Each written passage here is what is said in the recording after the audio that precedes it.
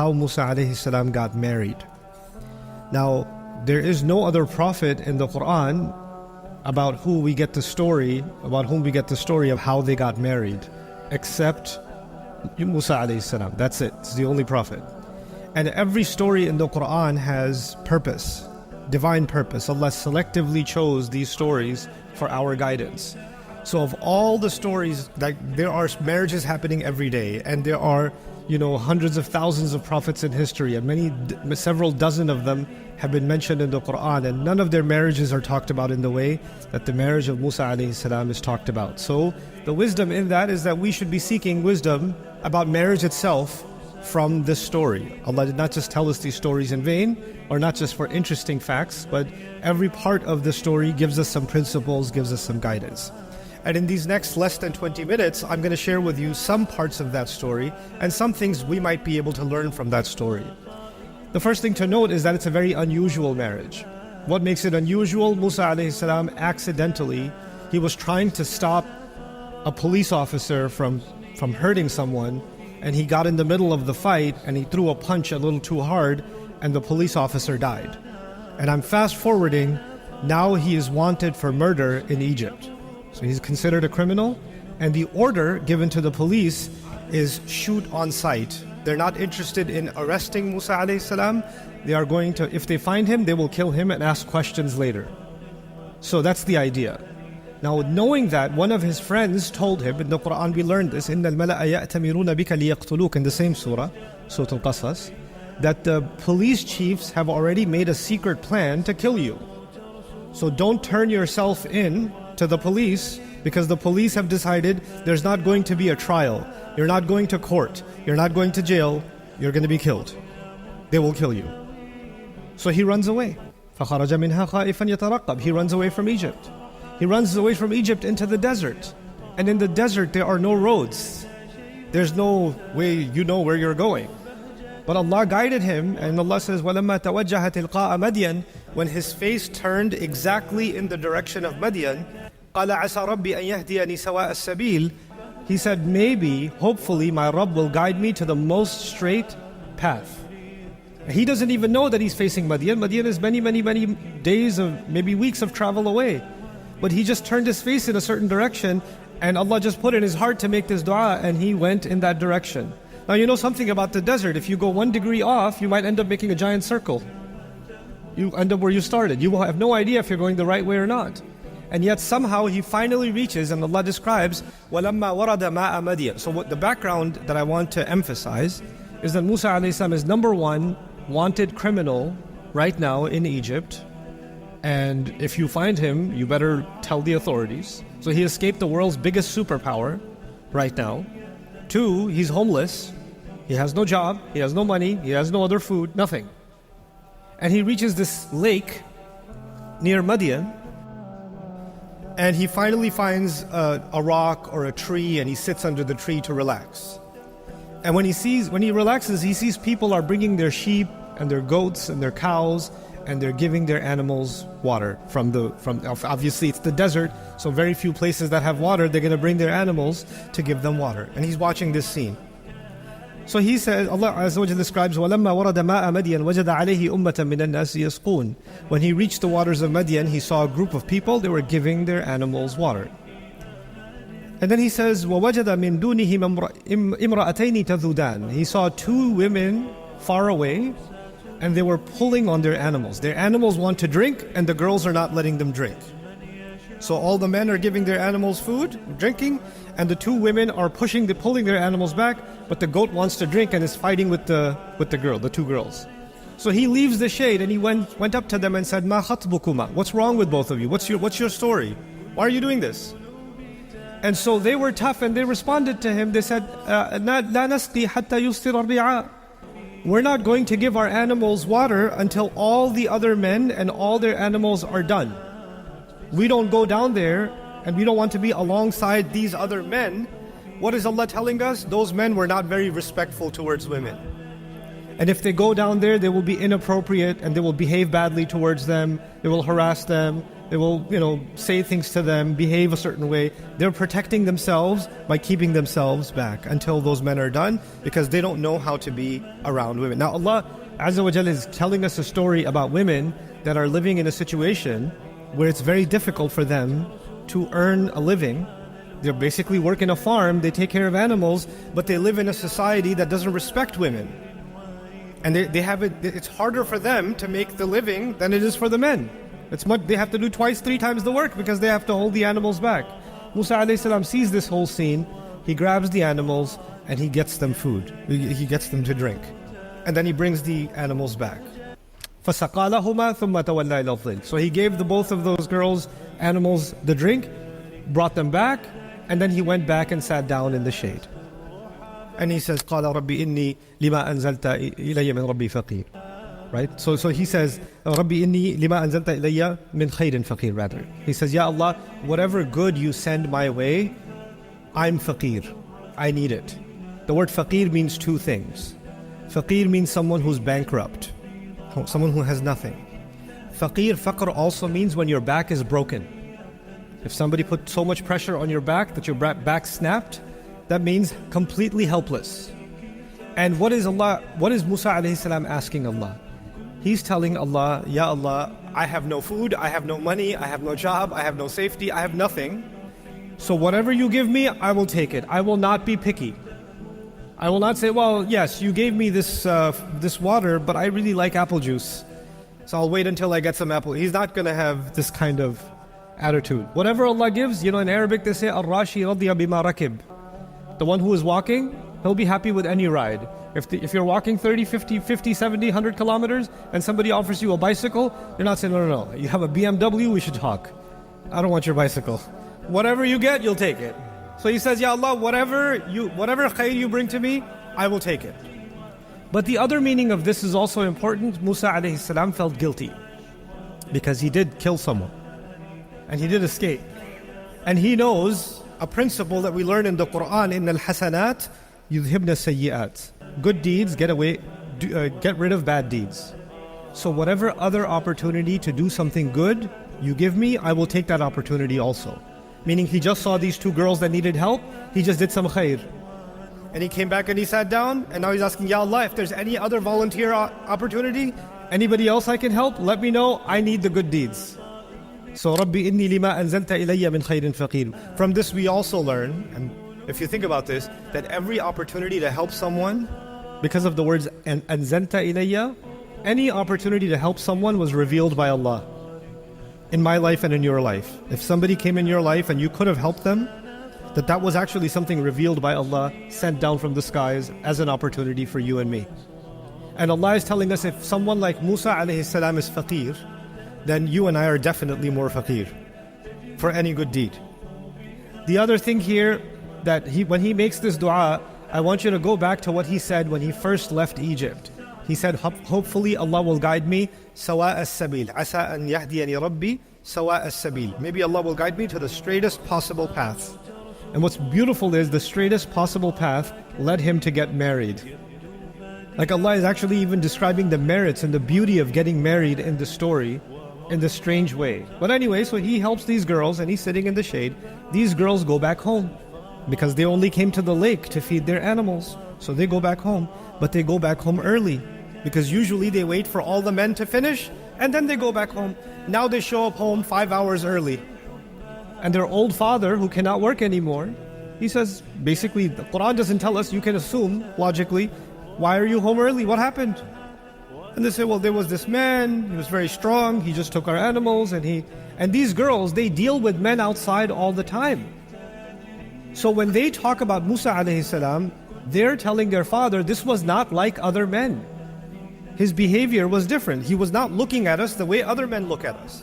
He wasn't talking to us like other men talk to us. He didn't help us and he followed us home or he was staring, nothing. He just went back under the shade and he just disappeared. And the father is very intelligent. He knows that he sends these girls out every day for work in a corrupt society. And if you're living in a corrupt society, finding a good husband for your daughter can be very difficult. You don't know who's who. Everybody's bad out there. and you want to find a good match for your daughter. So he, even when he hears this description from his daughters, he realizes this is a good man. In his head, he's already got a plan. And the father understands his daughter. So the way she's talking about him, he can tell she liked his character also. So what does he do? He sends one of them back to get him. Now, if I'm a father and I have 2 daughters, and I'm going to go get a man, it's safer to send 2 daughters. Doesn't it make sense? Send both girls.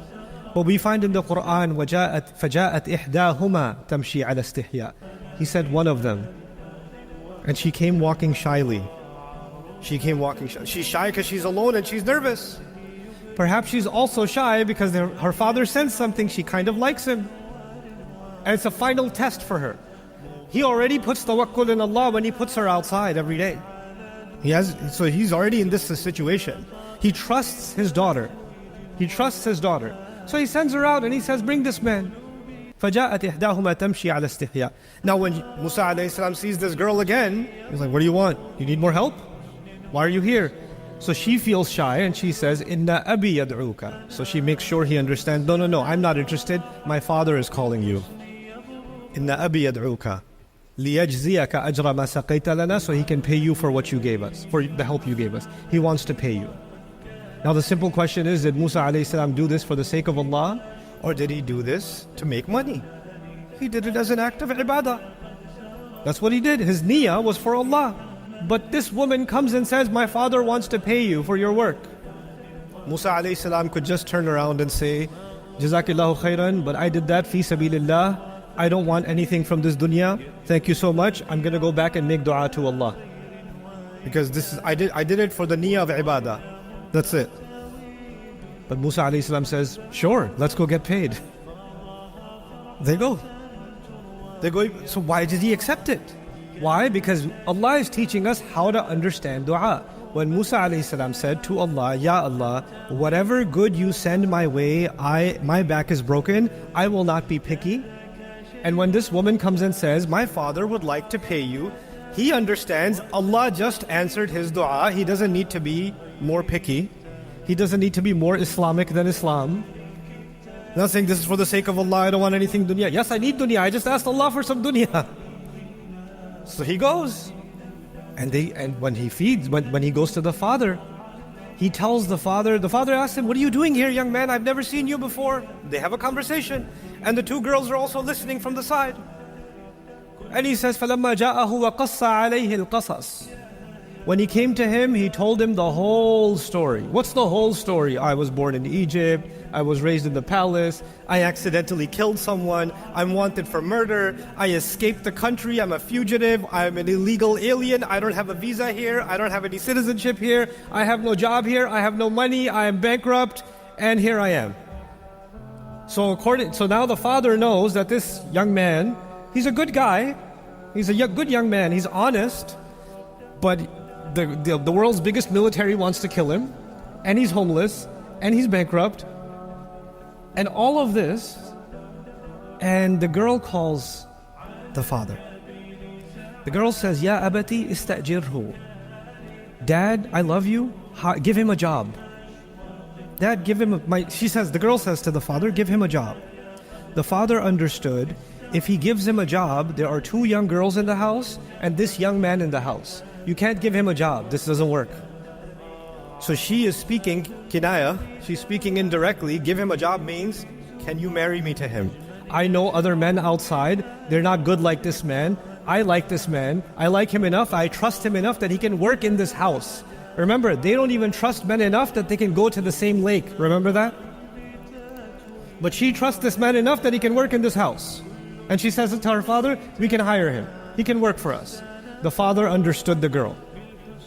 And he goes to Musa alayhi salam. Inni uridu an unkiha ihda ibnatayya hatayn.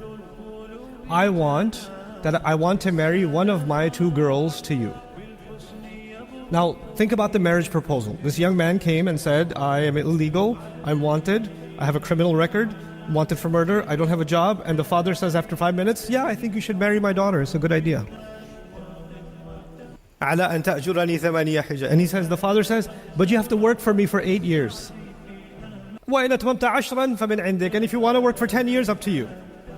You have the choice. You have to work 8 years or 10. Now look at the genius and the wisdom of the father. This is a good man, and a good man is hard to find. But you know what? If the man doesn't have the degree you wanted, he doesn't have the job you wanted, he doesn't have the papers you wanted, etc., etc. But he's a good, that much you know now, 100%, that's a good man. Then all the other things can come from Allah. Goodness, I don't know if that will come from the sky or not. The character is there. All the other things we can help him with.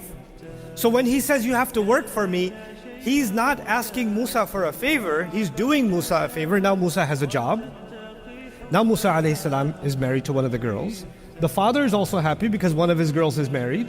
Now they also have a protector in the house. Everybody benefits. Everybody benefits.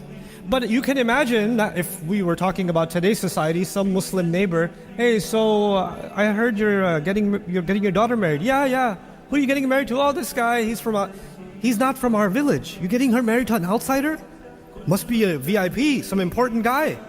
Oh no, he's just homeless. Oh my God, what are you doing? You have such a wonderful daughter, you're ruining her future. Why are you getting her married to this person? And people talk, don't they? People talk. And when people start talking, people say, I don't know, this marriage is a good guy, but people are doing too much talking. I don't think we can go forward with this marriage. Right? This is what we do in our societies. This is what we do in our cultures. If we don't make marriage easy, and if we don't make marriage based on the right reasons are character. The right reasons are integrity. The right reasons are honesty. If we don't make marriage easy, and if we stop listening to our daughters, because we listen to everybody else. Everybody talks. The uncles are talking. The cousins are talking. The in-laws are talking. The neighbors are talking. Everybody's talking. But the one person the father needs to be listening to is his daughter. That's the one person. She's an adult. And the one thing the father needs to be checking is the character. And he tested the character too. He sent his daughter alone. He tested. And he heard the whole story. And nobody comes to the house and says, by the way, and tells the story that Musa alayhi salam tells in order to impress someone. That's not an impressive story. That's a pretty good reason to say, you know what, I think you should leave. So he's seen his honesty firsthand. And so when you find that, then everybody's noise can stay. You make the right decision for your son and your daughter. That's the teaching Allah has given us. That's the beauty Allah has given us in this surah. And so with that, what I want to sort of emphasize is when we make the door to nikah difficult, when we make the road to getting married difficult, then the road to haram becomes easier and easier and easier. And we cannot blame non-Muslim society, a kafir society, fitna, the media, the internet, TikTok, this, that. You can't blame anyone else. Their job is to make the haram easy. Our job, Muslims, our job is to make the halal easy. So when we make the halal difficult, then we don't get to blame anybody else. We have to blame ourselves. Young men have to become more serious about work and about integrity and about character. Young women have to think more about what kind of husbands they should be looking for. Fathers, in many cultures, it's hard for fathers to have conversations with their daughters about marriage. They just say, oh, he's got a good job, just do it. Yeah, but he's smoking weed, he's doing that. That's okay, I know the family. He'll become better after he has a baby. This kind of nonsense, this kind of idiocy. The Qur'an came to save us from these kinds of behaviors. So my dua for all of you, especially those of us that are fathers, that our children are able to find good spouses, and Allah makes us a means by which their journey towards marriage is made easy and it's not made difficult. And they can have good, normal, honest conversations with us about what they do want and about what they don't want, so that we don't force them or pressure them into situations that will create fitna for the entire community. بارك الله لي ولكم في القرآن الحكيم ونفعني وإياكم بالآيات والذكر الحكيم.